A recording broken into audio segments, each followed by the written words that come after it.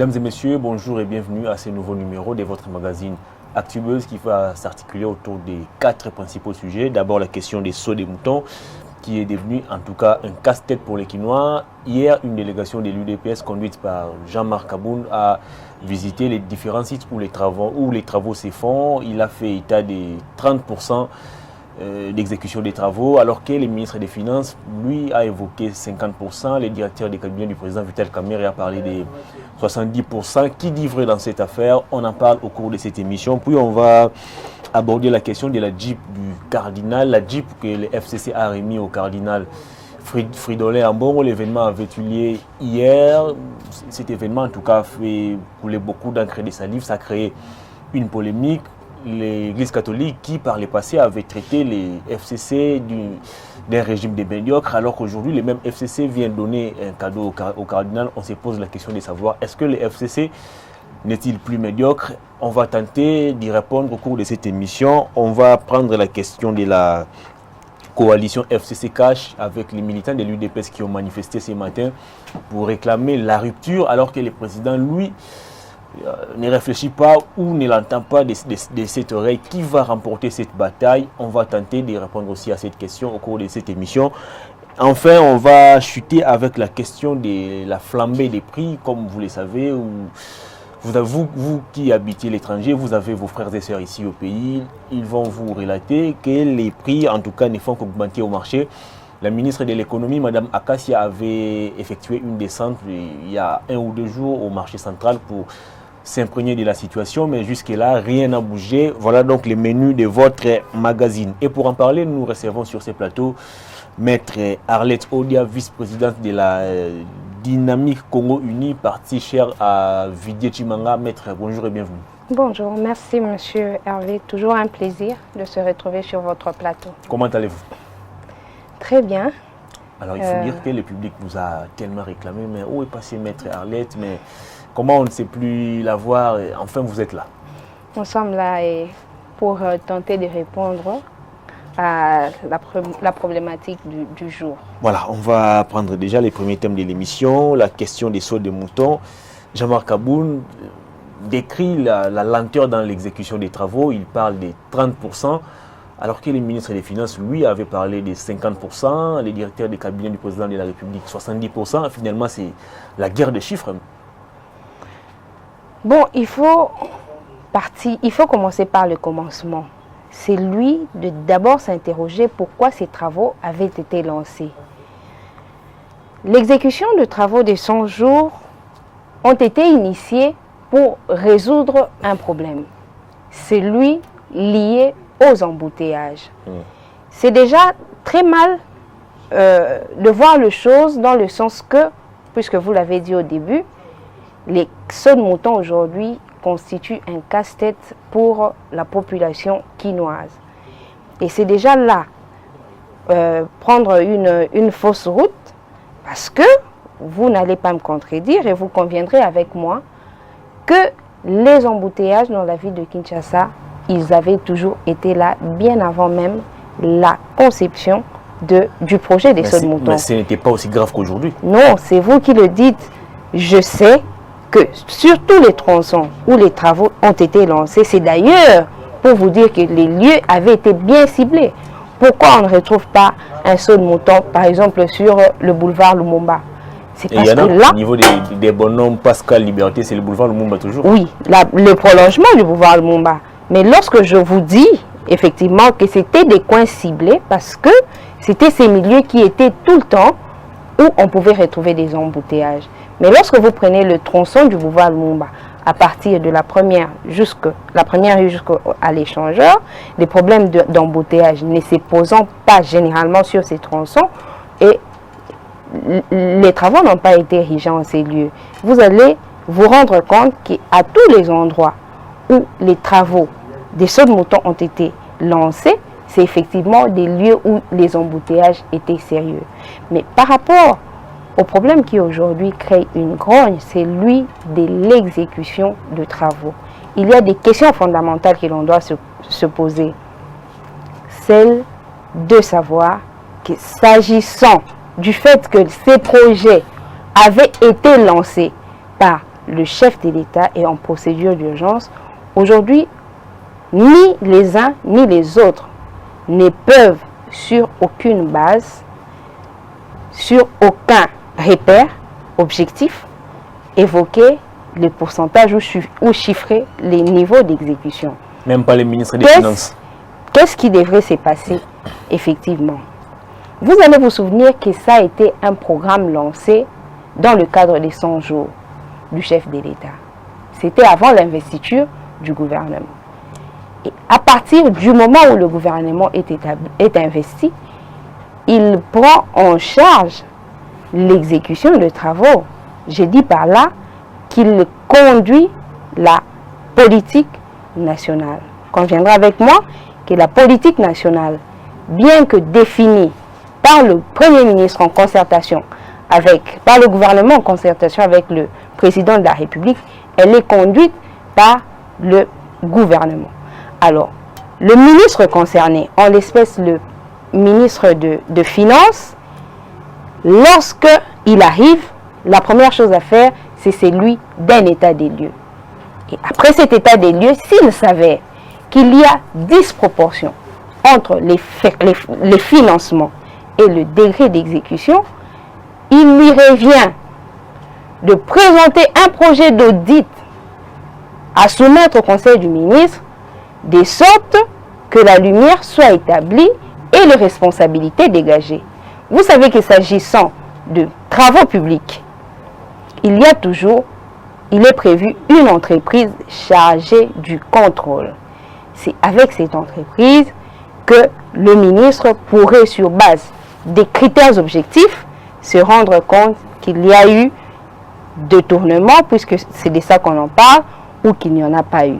Mais ça ne lui permet pas de mettre un frein à l'exécution de ces travaux. Ce n'est qu'en République démocratique du Congo.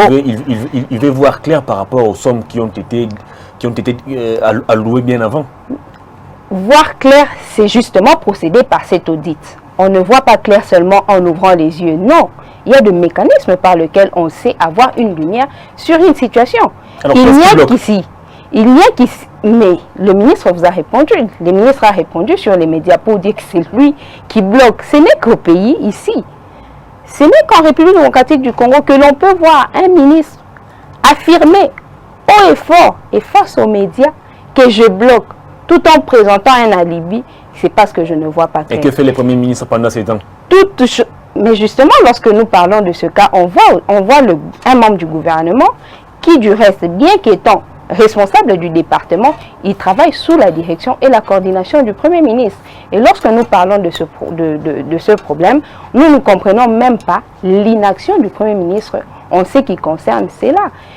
Si le ministre ne sait pas se rendre compte de l'obligation qu'il y a, parce qu'il veut voir clair, vous l'avez dit, de mettre en place un audit, un projet d'audit, le Premier ministre, puisque c'est lui qui engage le gouvernement, l'initiative pourrait aussi venir de lui, plutôt que de balancer, de se jeter au fait la responsabilité. On ne peut pas comprendre qu'aujourd'hui, le ministre affirme qu'il est effectivement à la base d'un blocage, parce qu'il l'a dit, le fait de dire qu'il attend voir clair en attendant que pour continuer le financement, ça veut dire qu'il bloque.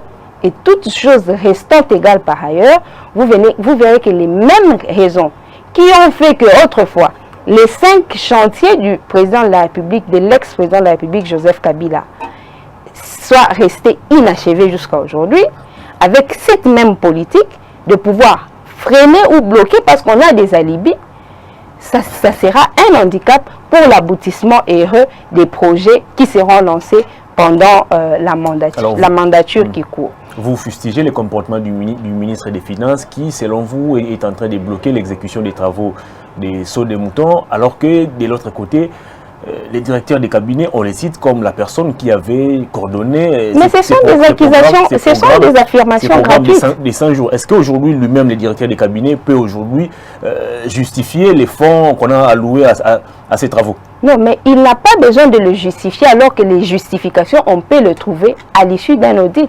C'est ça bien faire les choses.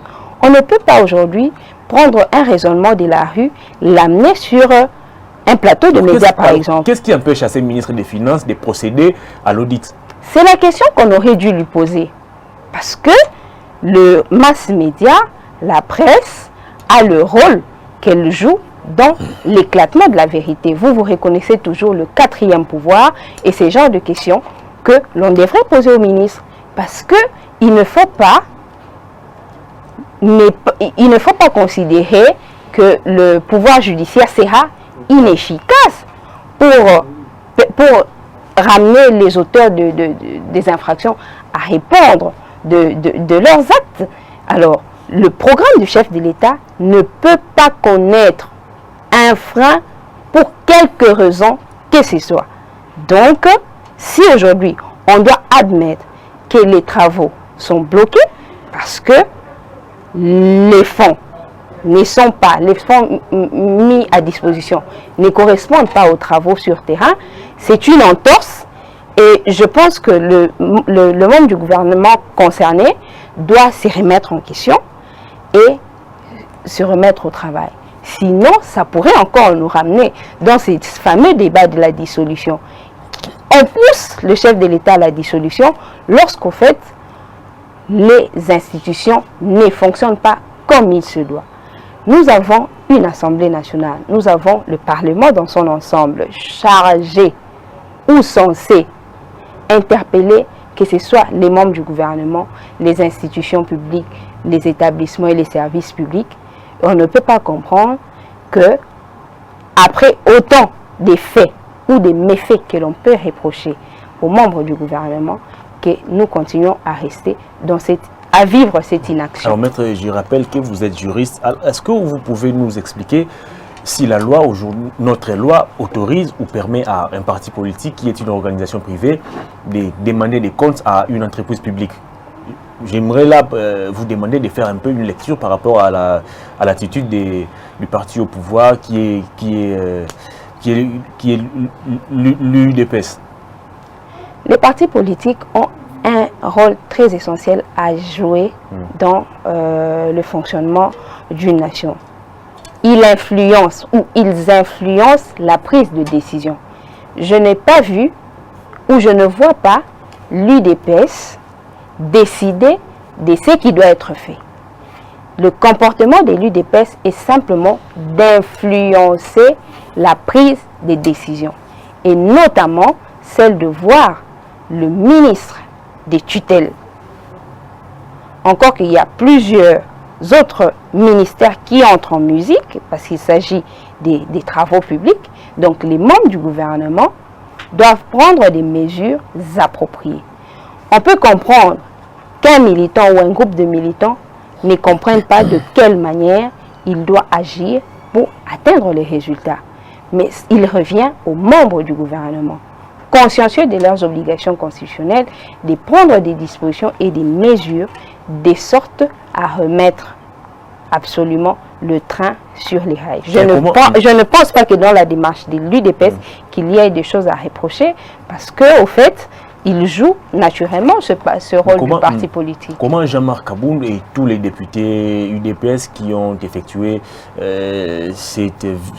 la visite dans les différents sites où s'exécutent les travaux, ils sont députés, la loi reconnaît en eux ces pouvoirs-là de convoquer les ministres des Finances qui est cité comme celui qui bloque les financements de ces travaux et les ministres des Travaux publics, comment ils n'arrivent pas à les faire, mais ils préfèrent par contre effectuer une visite, je dirais, privée. Non, mais justement, ne voyez pas tout seulement en Jean-Marc Kaboun, le président. J'ai parlé de Jean-Marc Kaboun et des députés UDPS. Oui, justement, je suis en train de vous dire que ne voyez pas seulement en eux la casquette officielle qu'ils portent. Voyez en eux aussi des citoyens congolais qui, lorsqu'on présente un souci, lorsqu'ils ressentent un souci par rapport à une exécution quelconque, on peut s'inquiéter et chercher à s'enquérir de la situation. De ce point de vue, on n'a pas de choses à leur reprocher.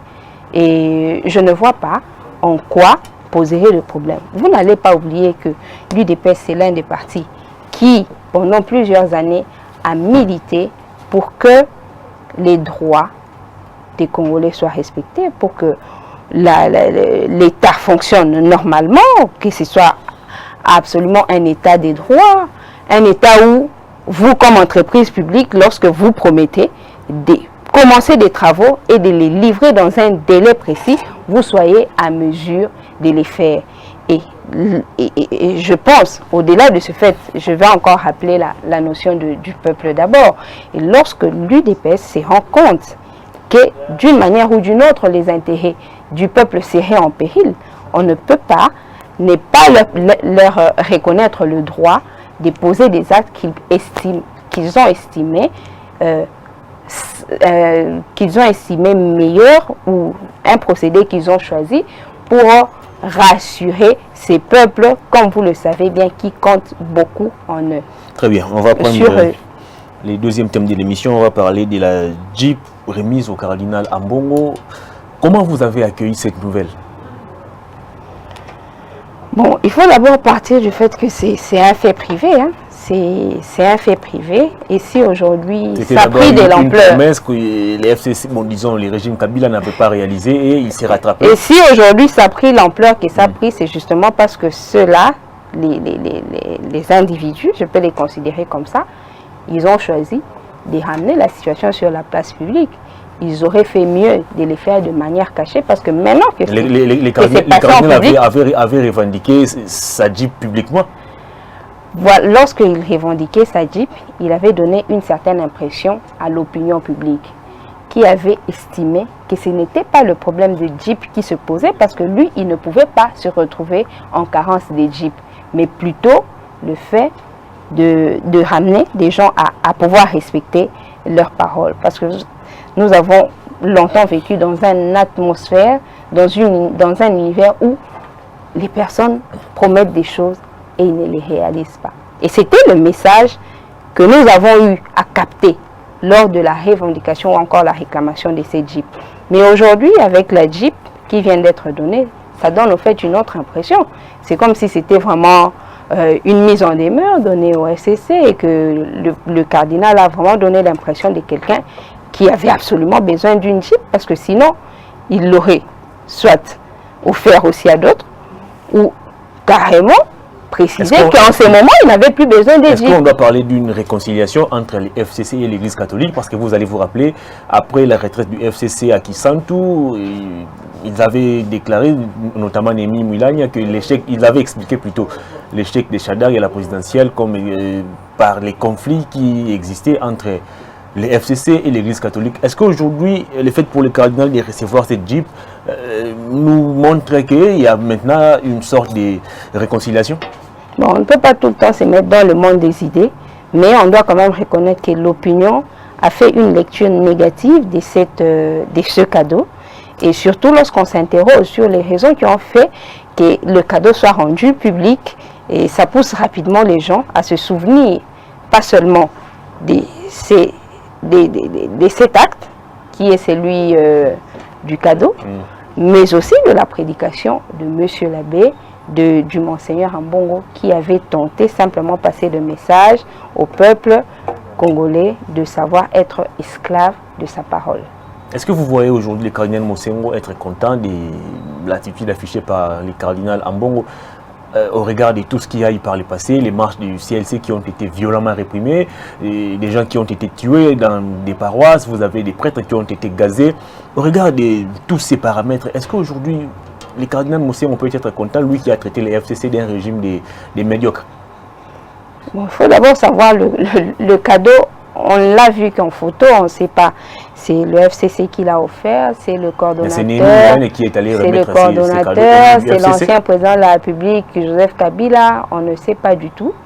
Et si c'est un cadeau entre un catholique, par exemple, envers son pape, je ne vois pas en quoi ça dérangerait le Monseigneur Laurent Mosengo, mais puisque en tout cas ça donnait une certaine impression que nous pouvons qualifier de mauvaise, je pense que le Monseigneur cardinal Fridolin Ambongo aura tiré les conséquences, et prochainement il prendra des dispositions pour garder cette belle image dans l'esprit des Congolais. Très bien. Coalition FCC Cash, la base de l'UDPS continue de mettre la pression sur leurs leaders, mais en tout cas jusque-là, les leaders font la sourde oreille. Vous allez vous rappeler, à Genève, Fachi, qui avait opté de soutenir Martin Fayulu après la pression de la base. Il a dû retirer sa signature, mais aujourd'hui, la même base lui fait pression pour rompre avec les FCC, mais Fachi dit niet, pas de rupture avec les FCC, moins encore avec l'UNC de Vital Kamerhe. Comment vous interprétez l'attitude du président de la République aujourd'hui?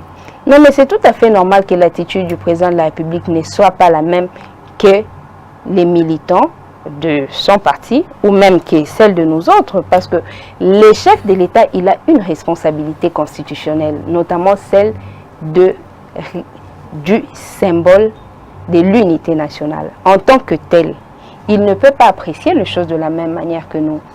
Nous autres, le peuple, dans sa diversité, a toujours une lecture partisane face à une situation quelconque qui se pose.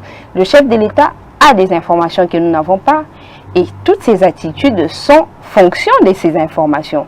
Il sait ce que c'est l'apport de l'UNC dans sa candidature, dans son arrivée au pouvoir. Et je pense que tout le monde, le peuple congolais, ne peut pas remettre cela en cause. Et lorsque l'on parle de la rupture, est-ce qu'on voit seulement la tête de Vital Kamerhe ou on voit aussi son parti et la masse d'une double rupture avec les FCC, mais aussi avec... Justement, je suis en train de réfléchir en haute voix.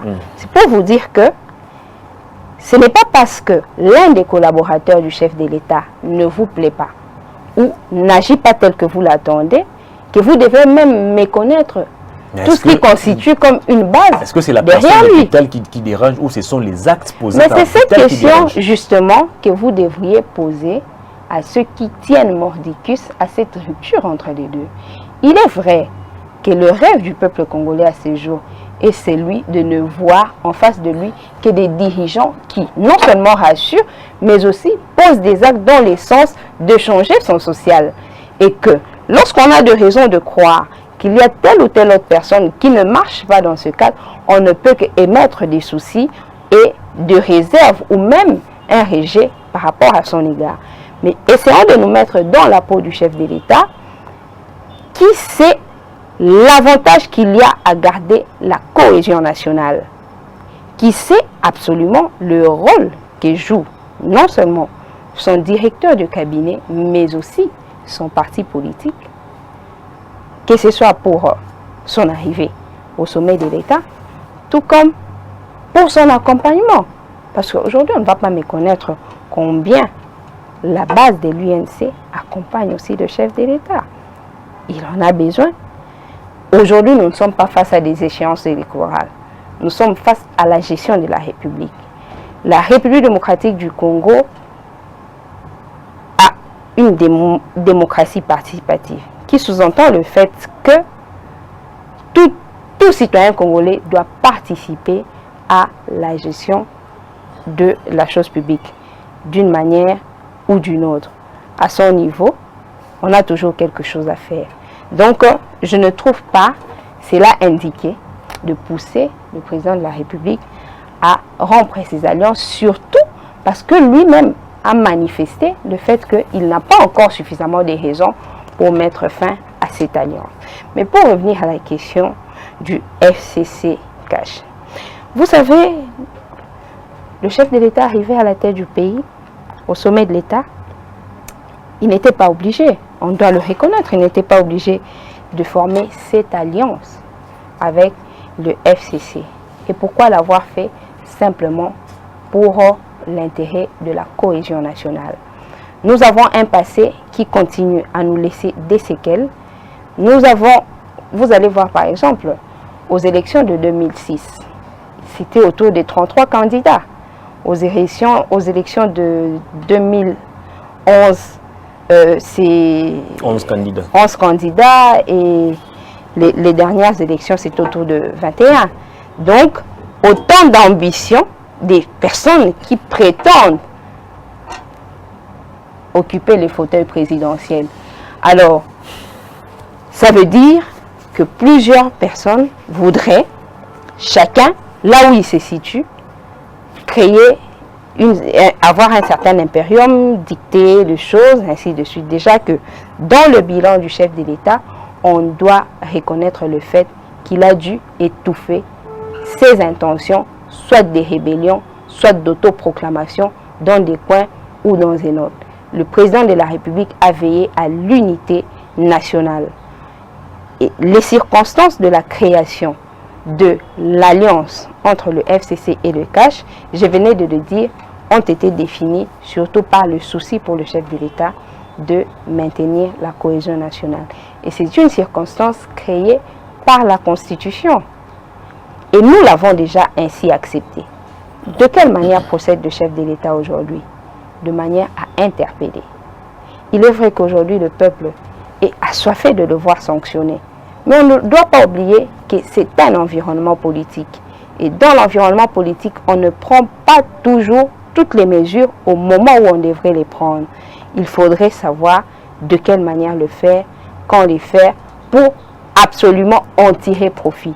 Mal le faire, c'est toujours catastrophique et ça entraîne des conséquences fâcheuses. Vous évoquez la question de la cohésion nationale, vous estimez que le président doit privilégier l'unité au sein de la coalition, mais lorsque le président se retrouve dans une coalition où lui-même il déclare que ses partenaires exercent des pressions sur les membres du gouvernement afin qu'ils puissent bloquer ses actions, lorsque vous avez au sein de la même coalition des gens qui promettent de paralyser le pays parce que l'un de leurs est saisi par la justice, lorsque vous avez au sein de la coalition des gens qui n'ont aucun respect pour le président, les gens qui ne reconnaissent même pas son pouvoir, est-ce qu'aujourd'hui la demande de la base de l'UDPS n'est-elle pas légitime au regard de tout ce qui se passe?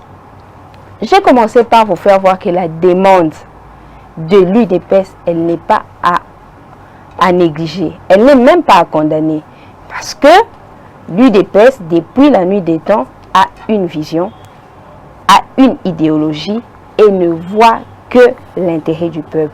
À côté de l'UDPS, l'UNC, la Dynamique Congo Uni qui est mon cher parti politique et toutes les autres forces qui s'alignent derrière le chef de l'État. Et il y a l'intérêt à consolider cette unité nationale. Le chef de l'État est revenu sur le fait que ceux-là qui ne se mettraient pas dans cette logique, ils se verraient sanctionnés. Et les sanctions, elles sont diverses, toutes prévues par la Constitution. N'est-ce pas une promesse de trop? Non, non, elle n'est pas une promesse de trop. Je venais de vous dire que le chef de l'État a des informations que nous n'avons pas. L'avantage que nous avons aujourd'hui, c'est qu'à la tête du pays, il y a une personne consciencieuse de ses obligations constitutionnelles, d'une part, consciencieuse du fait que la souffrance du peuple congolais doit finalement trouver une solution. Et pour le faire, il a confiance en son peuple. Je pense que vous avez suivi dans son discours à la nation où il rappelle au peuple congolais que nous sommes un peuple de bâtisseurs, capables, avec des capacités de résister face à l'adversité et de rester debout contre différentes controverses. Ça veut dire que, au-delà de tout ce que nous pouvons ressentir comme envie ou souhait de voir le président de la République se dissocier d'une personne ou d'une autre, nous devons aussi voir que le peuple congolais dans son ensemble, nous pouvons nous mettre tous dans la ligne droite pour l'aboutissement heureux, non pas seulement de l'Alliance, mais surtout de la politique du chef de l'État, du mandat du chef de l'État. Mais comment le président de la République va s'en sortir dans cette situation quand vous avez sa base de l'UDPS qui n'est pas d'accord pour cette coalition? Vous avez même, je dirais même les cadres de son parti en désaccord. Ça c'est vraiment visible avec lui, alors que lui, il ne jure plutôt que par la coalition FCC-CACH. Est-ce qu'aujourd'hui le président ne risque-t-il pas de se retrouver à une situation où on va dire où il va peut-être constater plus tard qu'il est délaissé par les siens? Non, ça ne va pas arriver. Le président de la République, c'est les chouchous de son peuple. Déjà, même le monde entier le sait. Vous avez suivi, le Camerounais demander qu'il devrait aller là-bas parce que ça faisait vraiment des années pour eux qui n'ont pas vu un peuple un président de la République de cette nature. Je pense qu'il n'y aura pas un seul citoyen congolais qui voudrait échanger l'actuel chef de l'État avec un autre passé. C'est un homme exceptionnel et choisi par Dieu. Alors, par rapport au fait qu'il ne pourrait jamais se retrouver contre les siens, mais que doit-il faire? Et c'est la grande question. Voilà, c'est la grande question. L'extrémité pour lui, c'est la dissolution du Parlement. La dissolution du Parlement, c'est au fait une sanction contre un Parlement qui ne se met pas devant ses responsabilités. Et sachant que le Parlement est la matrice du gouvernement, par la même occasion, après la dissolution de ce Parlement, le gouvernement ne pourrait plus subsister. Est-ce que le président... Et quelle serait la conséquence? Parce que c'est là aussi que ça fait peur, si on se met dans cette hypothèse que le Parlement est dissous. Par conséquent, le gouvernement pourrait aussi tomber. Entre-temps, comment on vit? Comment les prochaines élections? Mais on ne doit pas oublier que la constitution que nous avons à ce jour dans notre pays consacre dans le chef de l'État le pouvoir d'assurer la continuité de l'État. Et en tant que tel, il a des dispositions à prendre. Mais c'est une situation que nous devons absolument éviter. Parce que, bien qu'elle va résoudre ce problème lié à la crise, mais ça pourrait nous prendre du temps. Le bonheur du peuple congolais, le développement de la République démocratique du Congo pourrait s'éloigner encore de quelques temps. Mais aussi, ça repousserait la tenue des élections. Parce qu'au fait, le chef de l'État sera en train d'abord de mettre en place des mécanismes tendant à ressusciter cet éléphant qu'il a hérité grièvement blessé. Est-ce que le président de la République, parce que vous évoquez la question de la dissolution de l'Assemblée nationale, s'il doit dissoudre cette Assemblée, le président doit rester en coalition avec le FCC, ou au cas où on doit organiser les prochaines élections législatives, le président devra-t-il faire marche ensemble, route ensemble avec le FCC, ou l'UDPS doit faire cavalier solitaire en ce moment? Mais comment faire route ensemble avec le FCC à partir du moment où la dissolution, l'Assemblée sera déjà dissoute? Il ne faut pas oublier que l'Alliance... La dissolution de l'Assemblée, c'est synonyme de la rupture de la coalition FCC. Mais justement parce que l'Assemblée et la coalition est née des résultats des élections législatives. Et si l'Assemblée venait à être dissoute, ça veut dire qu'il y aura des prochaines élections et que ce sont ces élections qui vont définir si oui ou non il y aura une majorité parlementaire de la même famille que le président de la République ou pas. Et dans cette hypothèse, on verra comment, à l'issue d'une mission d'information, identifier une majorité parlementaire, ainsi de suite. C'est un cas qui sérieusement nous prendra du temps. Parce que si dans le délai des 60 jours, la CENI ne sait pas organiser les élections, toujours dans sa mission d'assurer la continuité de l'État, le temps va pouvoir s'allonger. Alors, tous les animateurs des institutions doivent savoir que la constitution que nous avons aujourd'hui institue de manière implicite une dictature du chef de l'État. Parce qu'au fait, tous les pouvoirs sont concentrés sur lui. Il peut révoquer les pouvoirs, il peut dissoudre l'Assemblée nationale. Il est la seule institution qui pourrait rester jusqu'à la fin du mandat, à moins qu'on aille jusqu'à penser à son élimination physique. Or, ce sont des choses qui réellement dépendent de la volonté de Dieu. Ce n'est pas parce que vous avez prévu d'éliminer quelqu'un physiquement que ça arrive. Vous pouvez bien mettre tous les mécanismes en place, mais si ça n'a pas été la décision de son créateur, cela ne va pas arriver. Donc il y a le président de la République, d'une part, le peuple, de l'autre part, qui vont rester là jusqu'à l'écoulement du mandat. Mais l'Assemblée, tout comme le gouvernement, ce sont des institutions passagères qui peuvent se refaire à tout moment et par rapport aux circonstances. le président de la République a démontré combien il ne voudrait pas que l'on en arrive à cette dissolution. Il y a un élément important, si vous me permettez, que je voudrais relever. Il y a eu sérieusement des débats autour, pas seulement du contre-saint, mais aussi de comment la vie pourrait continuer après la dissolution. Mettons-nous dans cette hypothèse.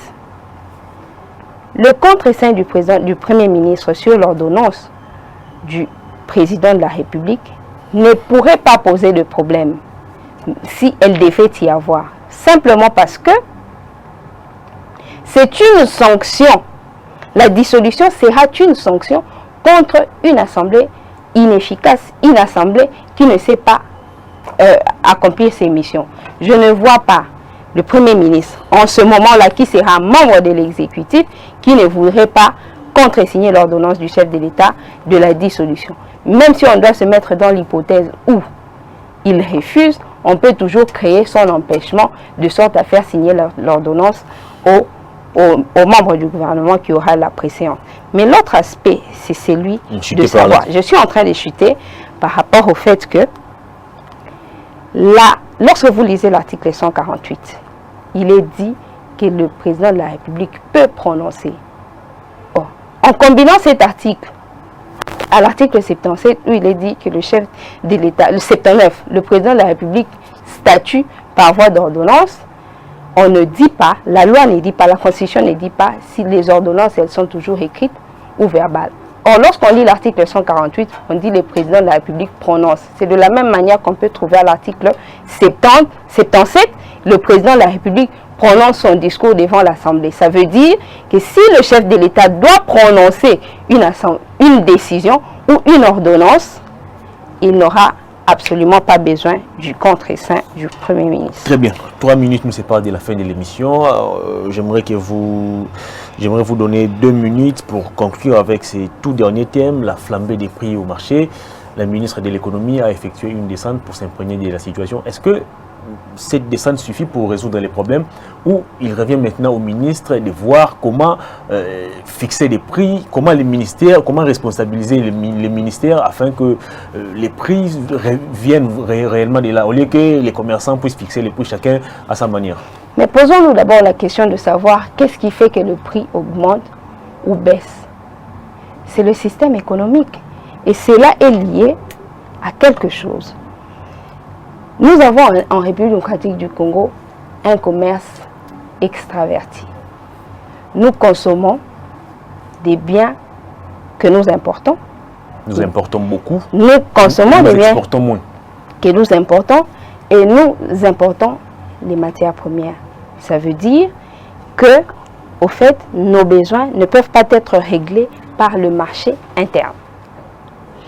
La consommation, la fabrication, ainsi de suite, elle ne réunit pas les conditions qui amènent le président, la République démocratique du Congo à fixer tant ses prix de manière qu'elle voudrait bien le faire, parce qu'il y a plusieurs aspects qui entrent en ligne de compte. Lorsque un importateur vous amène son produit, il commence par vous fixer le prix. Et à cela, il faut ajouter différentes charges, notamment les déplacements, les taxes, ainsi de suite. Du coup, les prix ne dépendent plus de nous parce qu'avant tout, il s'agissait du prix qui avait été fixé par l'importateur. Ce sont toutes ces raisons qui font que ça échappe au contrôle ou à la volonté seulement de nous. Qu'est-ce qu'il faudra faire? Ce qu'il faut faire, c'est ce que fait essentiellement le chef de l'État, c'est lui d'aller à la recherche des investisseurs partout où il se trouve. Parce que ce n'est que cela qui va créer ce marché interne et barrer la route à ce commerce extraverti. Sinon, les mesures que peuvent prendre aujourd'hui le gouvernement, elles ne seront que des mesures, je dirais, conservatoires, qui ne résoudront pas efficacement le problème qui se pose. Il faut savoir que c'est une situation qui l'actuel exécutif a hérité. Il faut donc des mécanismes suffisants pour pouvoir résoudre ce problème. Très bien, maître. L'émission est terminée. Vous allez regarder la caméra devant vous, comme d'habitude. Un petit message au public et si possible vos coordonnées à tous ceux qui voudront bien continuer les débats avec vous. Le message au public est celui d'éveiller la conscience, un éveil patriotique dans le sens que, je rappelle toujours, alors toujours la disposition biblique qui dit que mon peuple périt par manque de connaissances. Nous ne pouvons pas aujourd'hui, en plein 21e siècle, réfléchir ou se laisser entraîner par le discours de la rue. Lorsqu'on vous dit qu'il y a tel collaborateur du président de la République qui a détourné, on doit s'interroger quand et comment a-t-il détourné. On ne peut pas imputer un détournement à une institution ou encore à une personnalité politique sans en avoir exécuté un audit. Et ce n'est que cet audit qui dégage des responsabilités. Nous devons nous mettre dans la peau du chef de l'État et comprendre que nous ne pouvons lui faire que des propositions, nous ne pouvons exercer que des pressions, mais à la fin de compte, lui laisser lui laisser la possibilité de pouvoir décider, et nous comprendrons toujours après, ou même pour ceux qui sont beaucoup plus aptes au même moment, pourquoi les orientations ont été prises dans un sens comme dans l'autre. Prenons notre mal en patience. Ce n'est pas en 5 mois du gouvernement que tous les problèmes du pays pouvaient être réglés, ni moins encore en un mandat d'une année. Alors, mettons-nous simplement ensemble, faisons confiance au chef de l'État, accompagnons-les, interpellons la conscience des membres du gouvernement, des membres des assemblées et même des entreprises publiques, parce qu'aujourd'hui, à l'OVD, aux entreprises publiques, on a beaucoup de choses à reprocher. Alors mettons-nous ensemble pour l'intérêt du Congo et aimons le Congo. On ira immédiatement Vos coordonnées de l'avant. Bon, mes coordonnées, les coordonnées de l'équipe avec laquelle nous travaillons, on aimerait bien donner le WhatsApp parce que ça facilite la communication. C'est le 243 85 26 65 285. Maître Arlette Olia, merci de votre disponibilité. Merci à vous aussi. Fin de cette émission. Merci à Néhémie Jacob Gaël pour ces belles images, mais aussi à vous, fidèles téléspectateurs et internautes de Congo Buzz TV. Merci de la confiance, merci de la fidélité. Continuez de partager nos vidéos. Abonnez-vous très massivement. Au revoir. D'ici là, portez-vous bien.